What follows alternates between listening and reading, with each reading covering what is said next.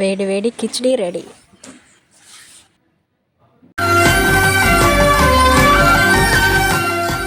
Hi అండి, అందరికీ నమస్కారం. ఈరోజు వీడియో ఏంటంటే కిచిడి చేస్తున్నాను.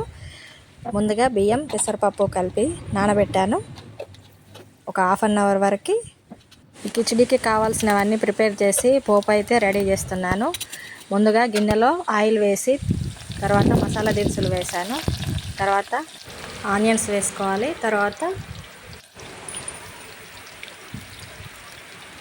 3-4 పచ్చిమిర్చి వేసుకోవాలి. తర్వాత కట్ చేసి పెట్టుకున్న క్యారెట్ ముక్కల్ని వేసుకొని బాగా కలుపుకోవాలి. 2 కరివేపాకు రెమ్మలు, తర్వాత టమాటా ముక్కలు వేసుకొని బాగా మిక్స్ చేసుకోవాలి.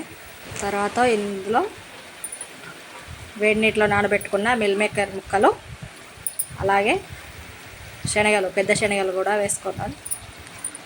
వీటన్నిటికీ ఆయిల్ పట్టేలాగా బాగా మిక్స్ చేసుకోవాలి. తర్వాత కడిగి పెట్టుకున్నటువంటి పుదీనా ఆకు వేసుకోవాలి. వీటన్నిటిని బాగా మిక్స్ చేసుకోవాలి. తర్వాత మనం నానబెట్టుకున్నటువంటి పప్పు బియ్యంని వాటర్ నుండి వేరు చేసి ఇందులో వేసుకోవాలి.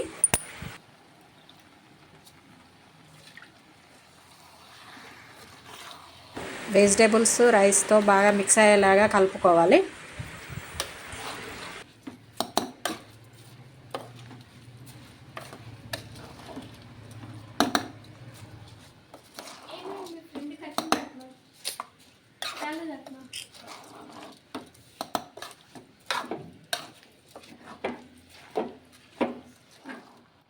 ఇలా మిక్స్ చేసుకున్న తర్వాత వీటికి సరిపడినన్ని వాటర్ అయితే వేసుకోవాలి.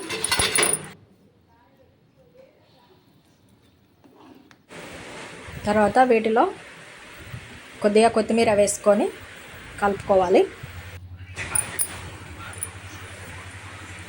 తర్వాత మూత పెట్టేసుకొని ఒక 5 మినిట్స్ తర్వాత చూస్తే మనకు కావాల్సిన కిచిడి అయితే రెడీ అయిపోయింది.